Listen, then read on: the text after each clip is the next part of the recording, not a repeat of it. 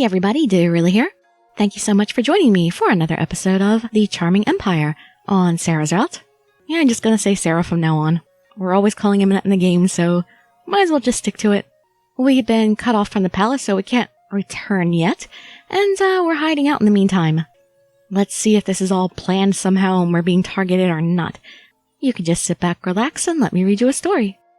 Sera leads me to a bamboo grove near a Shinto shrine where we can hide. The archway and shrine are so old that they're starting to rot. I can tell no one has visited this shrine for a while. Oh, it's kind of sad. Sera strides into the shrine without hesitating. Are we allowed to go in? Yes, the shrine belongs to the palace. The palace? Then why isn't it being kept up? It looks pretty sad for a palace shrine. I don't think it's been taken care of. This used to be a beautiful place back in the day. Sera sighs. Even though he doesn't specifically mention it, I read between his words. Were you at the palace when my dad was the emperor? What was he like? Sera continues toward the shrine without answering. Did he not hear me? But it's hard to ask again, so I just follow behind him in silence. The shrine is dark inside until Sera lights a candle to brighten it up. This place seems to hold memories for him. I look around, but the shrine is pretty empty. There's not much. Do you mind sleeping here? We're stuck here that long, huh? No, this is fine. Aren't we gonna get in trouble? Okay.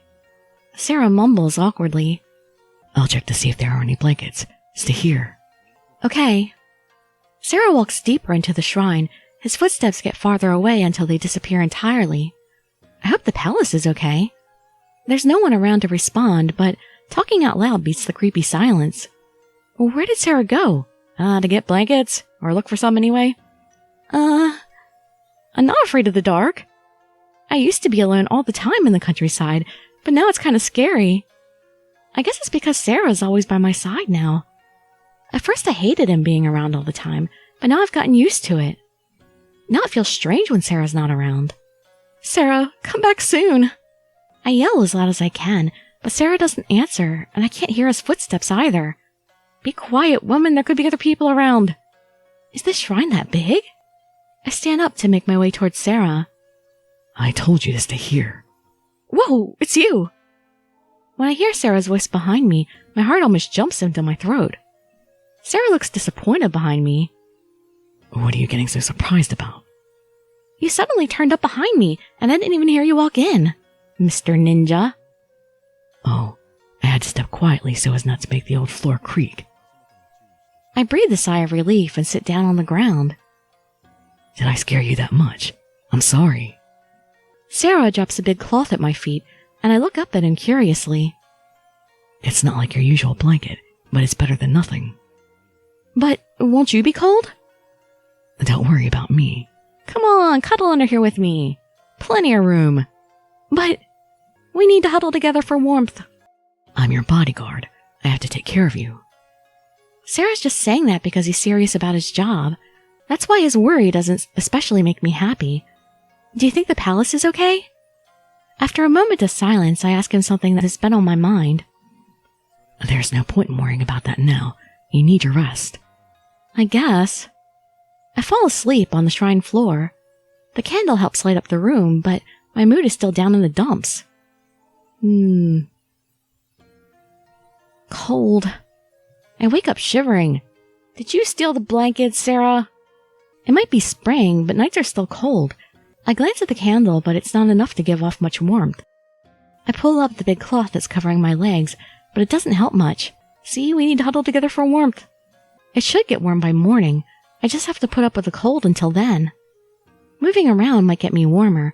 I try to get up, but I just start shivering more. Are you cold? Yes. There we go. That's what we needed. Sera comes up from behind and wraps his arms around me. Aww. Sera? I freeze in his embrace. Are you a little warmer now? Huh? Sure enough, my back feels very warm. My body stops shivering, but my heart beats faster and my cheeks turn red. I slowly turn to see Sera's face. He looks straightforward with his usual stoicism. Sera's just trying to keep me warm, but my heart keeps racing nervously. His arms hold me so gently that it almost feels like it's a beloved's embrace. Thank you. We'll head back first thing in the morning. Aren't you worried about the palace? No, I've totally forgotten about it at this point, with your arms around me. Oh, yeah. Maybe he heard me earlier after all. You wear your feelings on your sleeve. Honesty might be a virtue, but it's not very ladylike. Sera confirms that I'm obvious. Thank you so much. He doesn't talk much, but he's very observant. I clutch onto the sleeve of his kimono. Thank you, Sera. I whisper to myself before drifting to sleep. I open my heavy eyelids. The shrine doesn't have any windows, but the sunlight seeps through its wooden boards. It's so quiet. It's so different from the bustling streets. Are you awake? Sera's already awake and waiting against the wall for me to wake up. Sorry for making you wait. I don't mind. I'm amazed a princess can sleep in a place like this. Well, I wasn't always a princess. Well, at least I wasn't always treated like one. Did I talk or move around in my sleep? How embarrassing. Sleeping on the floor was so uncomfortable that I might have tossed and turned in my sleep. Sera? I stopped myself before I ask, since I know he would probably tell me the truth. Never mind. We leave the shrine and head to the palace. I don't want to know, it's too embarrassing. Oh my gosh. I whisper to myself as we walk past the line of burned shops and houses. Walls are covered in soot, roofs have caved in, and some houses are practically ashes. Some are just skeletons of what they used to be. No one could live in these houses in the state they're in now. The line goes on forever. I gaze at the people in front of the ruins. Some of them are looking through the debris to try and find something. Some people tend to the wounded, while others start to clean up the ashes. I can't believe how many houses and shops were caught on fire. I whisper to Sera, I saw a fire in the countryside before, but it only consumed one house. I've never seen a fire cause destruction this extreme. It's because the houses in town are built close together. It makes fire easier to spread. I see. I can't take my eyes off the destruction. When I stop in my tracks, Sera taps me on the shoulder. The tap brings me back to reality. What are you doing? We need to get back. Yeah. We pass by more ruined houses as we continue down the street. Am I going to be able to do something for my people? On our way to the palace, we notice people have already started to clean up the debris. There's a temporary sidewalk to the side of the road that leads to the palace. We can see from here that the palace was spared from the flames. The palace is okay. So it seems. We need to get back and report what we've seen. Yeah. As we continue along the road, I suddenly stop in my tracks. Sera, since the palace wasn't affected, why don't we stay here and help clean up? Well, we need to at least report back first before we do anything. Sera stops and looks at me in surprise before letting out a big sigh. You're so strange. Since when does a princess clean up after a fire? Since now, because I say so. Am I not allowed to? I doubt I can hold you back, but we need to go to the palace first. Lord Amazaki is probably worried about you. Oh, I think you could hold me back. I think you could probably pick me up and drag me to the palace if you wanted to. Worried? I don't know about that. Soshi hasn't seemed to care about me since the day I got here. You just don't know how to read him. I'm just a pawn for him to marry off to a foreign prince. But maybe he's worried about me because he needs me for that. Okay, let's go. I'll find out the answer when we get back to the palace. I didn't expect to have to spend the night in town on my first day out. We finally get to the palace. I knew Sera would keep you safe, but it's good to see you're all right. Soshi gives me a cool look from his black leather chair while Sera stands behind me. I didn't expect to see a tearful reunion, so I give him a formal response. I'm very sorry that I worried you. I'm glad you're safe. At least he seems happy I'm okay. But there's something I need to ask him. Soshi, it seems the palace wasn't affected, but the fire caused a lot of damage in town. So I've heard. Can't the palace send some kind of aid? The palace has so many guards, it wouldn't hurt to send some of them into town to help clean up the debris. Guards are meant to protect the palace. But there are a lot of people suffering. I cannot help everyone. But if people were to send guards to one part of town, the people would argue that it was unfair. That might be true, but... Soshi might be right. I'm just looking at the problem in front of me, but he's looking at the big picture. But we need to do something. I will state what I think. Apparently it doesn't matter, so I'm doing what I want. But Soshi... When I open my mouth, Soshi gives me a sharp glare. Are you trying to fight against me? Well, aren't you high and mighty? Go to your room. You're forbidden to leave the palace for a while. What? If I can't leave the palace, I can't help out in town. You're on house arrest for the next few days. Sera, make sure she stays in her room. Why am I under house arrest? Just for talking back? Soshi gives Sera the order. Now I won't be able to sneak out. Soshi would be furious if he found out I was thinking about sneaking out. My feet feel heavy, and I make my way back to my room. Maybe I should have picked the other thing. Would I have been able to sneak out?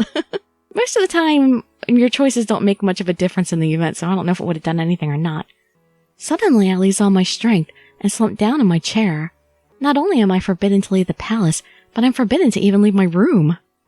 I was excited when I got permission to go into town, but in the end, I'm just a bird in a cage. Once I get my education and become an upright lady, I'll be sent to some foreign country to get married. And my opinions won't matter anymore. And they don't really matter now, do they? It hurts to just think about, and tears fill my eyes. Suddenly, I realize Sera is standing at my side as usual. Sera, I promise not to leave my room, so can you let me alone for a while? Oh, I can't do that. I don't expect you to sneak out your window, but it's still my job to protect you. I knew he would say that. I hold back my tears as I try to convince him. Please, it'll only be for a little while. What if something happens? I know Sera means well, but I start to get angry. Why doesn't he understand? I'm trying so hard not to cry in front of him. Unable to hold back my anger, I start to yell. I told you to leave! I can't. Sera stays put. The things Soshi said and my inability to help with the fire pile up and I can't take it anymore. You're so dumb! I said I won't run away! Sometimes even I need time alone! Why is this happening to me? Everyone calls me a princess, but I don't have any power at all. Once I start letting out my feelings, the tears begin to flow. I hide my face so Sera can't see me cry. What am I yelling at him for? Sera's just doing what he's ordered to do. Since I can't see his face, I can't tell if he's angry or annoyed. He might just be as stoic as ever. I'm sorry I can't do anything to help. Why is he saying that? Because he is sorry that he can't help. I can't believe he thinks that after I just ranted at him. Sera's words warm my heart, and more tears come to my eyes. I'm sorry for yelling at you, Sera. Don't apologize. It's not your fault. Sera falls silent, but what he said was more than enough.